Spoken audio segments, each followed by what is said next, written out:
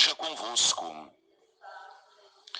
Proclamação do Evangelho de Jesus Cristo, segundo Marcos.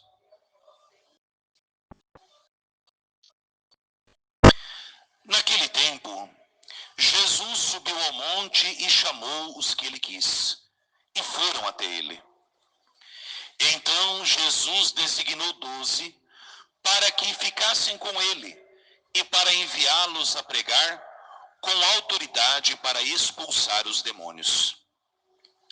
Designou, pois, os 12, Simão, a quem deu o nome de Pedro, Tiago e João, filhos de Zebedeu, aos quais deu o nome de Boanerges, que quer dizer filhos do trovão, André, Filipe, Bartolomeu, Mateus, Tomé, Tiago, filho de Alfeu, Tadeu, Simão, o cananeu, e Judas Iscariotes, aquele que depois o traiu. Palavra da salvação. Pelas palavras do Santo Evangelho, sejam perdoados os nossos pecados.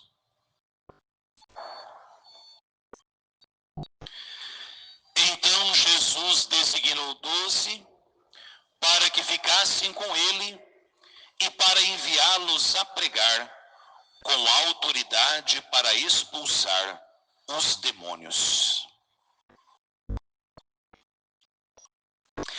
Amados irmãos e irmãs que celebram conosco através da Rádio Liberdade FM, você que rezará com a gente através do nosso canal no YouTube, vocês presentes nessa igreja matriz de Santa Luzia em Havaiandava, reunidos que estamos ao redor do altar, neste dia tão bonito, sexta-feira da segunda semana do tempo comum, recordando em cada sexta-feira, de maneira toda especial, o mistério da cruz, da paixão, da morte redentora de Jesus. E hoje, neste dia 24 de janeiro, celebrando a memória de São Francisco de Sales. Uma pequena correção, a cabeça vai ficando cansada, eu me confundi no começo da Eucaristia. O nome dos 2 livros que eu sugeri que vocês lessem, Introdução à Vida Devota, que é o mesmo que Filoteia, só muda o nome, e um outro livro que é chamado Teótimo, não é? São 2 escritos, entre tantos outros, deste santo bispo e doutor da igreja, que hoje a igreja nos faz celebrar. São Francisco de Sales viveu em tempos muito difíceis, sobretudo na conversão dos protestantes calvinistas.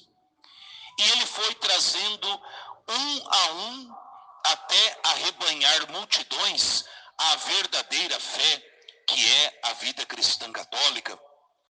E isso nos é comprovado, basta recordarmos a primeira leitura de hoje, belíssima. Ou seja, se toda religião fosse boa, se toda religião com 100% de certeza nos salvasse, Cristo Jesus não teria instituído a nova aliança. Disse isso muito bem o autor da carta aos Hebreus. Ao falar de nova aliança, declarou velha a primeira, o que envelhece se torna antiquado e está prestes a desaparecer.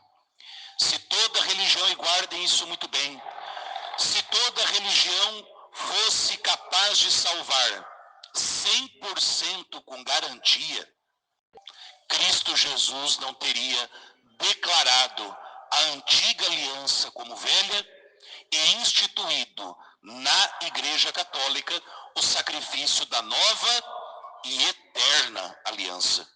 Recordemos isso na instituição da Eucaristia na Quinta-feira Santa, na carta de São Paulo aos Coríntios, a primeira, que é o que nós celebramos todos os santos dias já há quase 2000 anos, por ordem do próprio Jesus.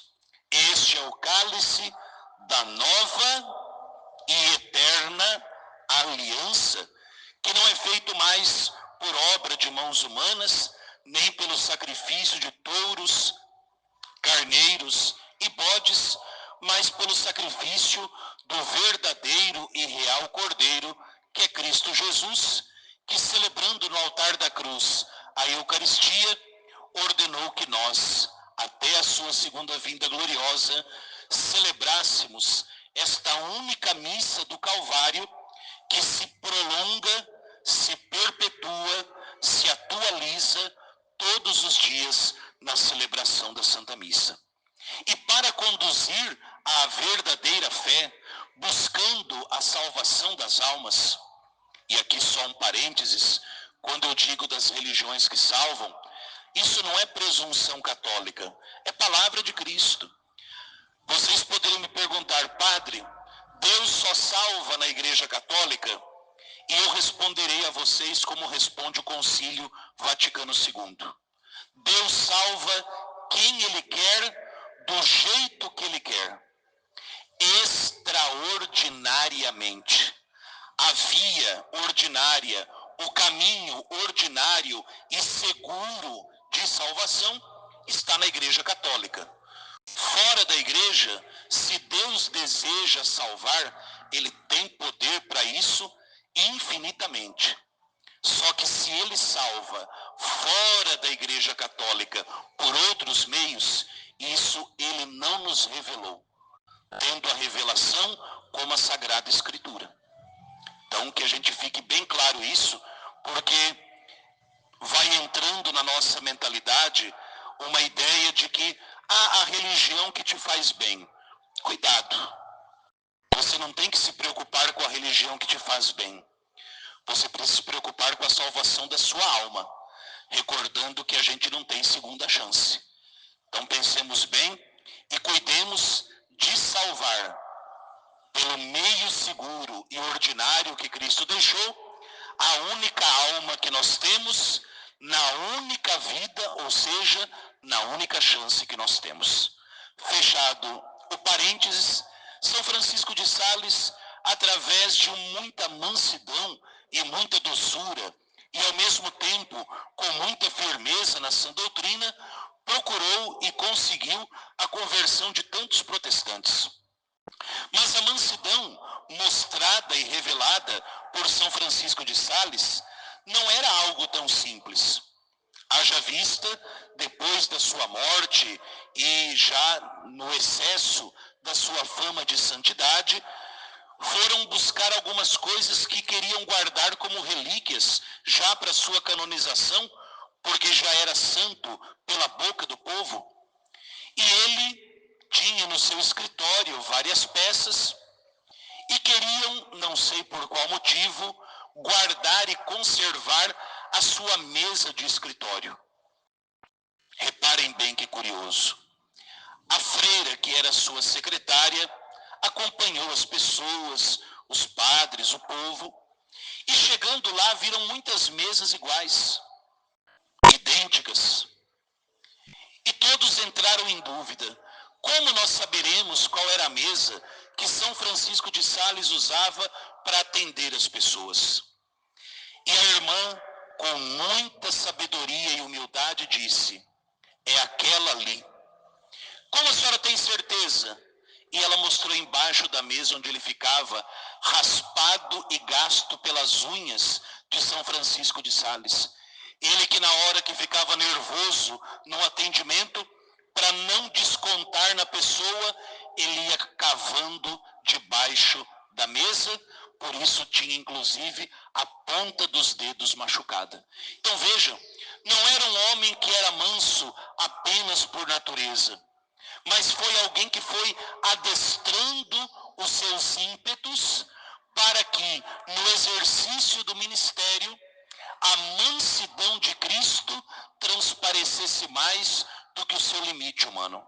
E isso fez com que ele conduzisse até o caminho da salvação, até a verdadeira fé, tantos irmãos que haviam se perdido no protestantismo, mas também tantos católicos que levavam uma vida bem relaxada na vida de fé. É célebre dele aquela frase que diz que uma gota de mel ajunta mais moscas do que um barril de vinagre. Ou seja, é com doçura, sem renunciar à doutrina, que a gente vai conduzindo também as pessoas para Deus. Isso é uma correção para todos nós, inclusive para mim, que quantas vezes sou tão sem paciência com os outros. Para que, através desse adestramento dos nossos impulsos, a gente possa transparecer para as pessoas, sobretudo aquelas que se desviaram do caminho da fé, a mansidão do Cristo bom pastor. E isso só é possível na medida em que nós também aceitamos o convite que Jesus faz no Evangelho de hoje. Um convite que precisa necessariamente seguir os passos do Evangelho. Evangelho de hoje, lá no versículo 14 do capítulo 3 de São Marcos. Cristo designou 12 para que ficassem com ele e depois para enviá-los a pregar. É um fato. Sem esse contato íntimo com Jesus na Eucaristia, na leitura orante da Palavra de Deus, na visita ao Santíssimo, na oração diária, na oração humilde, na oração confiante, sem uma profunda união espiritual com Jesus através da oração e dos sacramentos, nós seremos incapazes de pregar o Evangelho aos outros. E muitas vezes, e o Papa Francisco condena isso, nesse ativismo que vai tomando conta dos membros da igreja, nós corremos o grande risco de ver as coisas. Queremos primeiro pregar e depois rezar. Quando, na verdade, a vida missionária da igreja, a vida missionária de um cristão, ela só é autêntica se ela for fruto da união com Jesus nos sacramentos e na oração. Sem o permanecer com Jesus, será impossível testemunhar Jesus. Mas, padre, eu não sou aquele santo que eu deveria ser. São Francisco de Sales já corrige isso. Ele dirá: 2 tipos de pessoa devem comungar com frequência.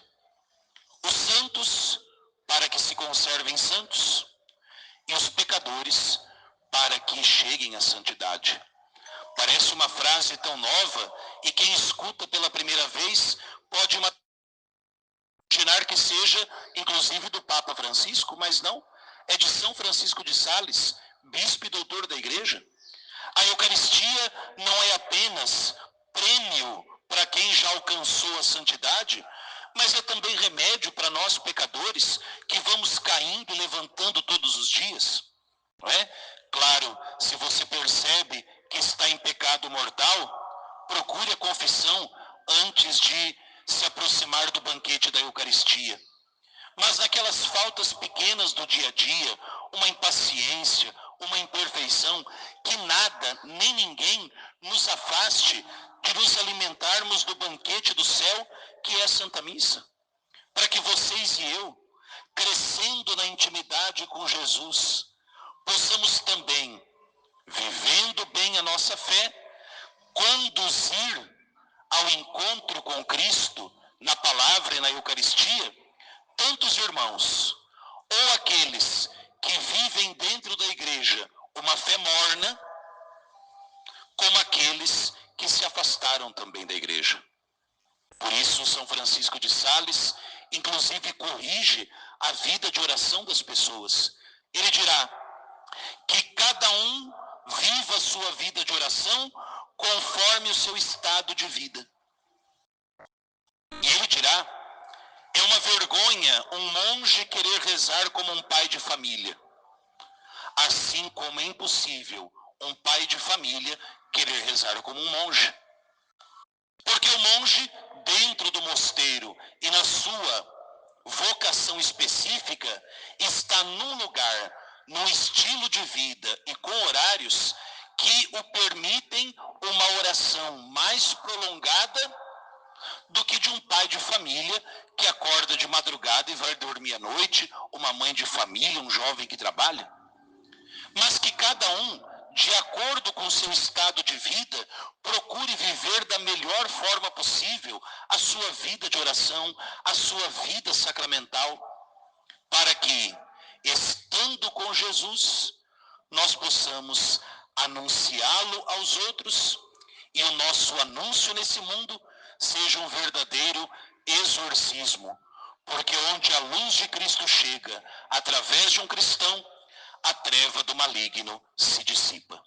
Que Nossa Senhora, Mãe de Deus e Nossa Mãe, interceda por nós para que, seguindo as instruções de São Francisco de Sales, nós possamos também nos fazer tudo para todos, para alcançar almas e almas a Jesus, que é o mesmo ontem, hoje e sempre.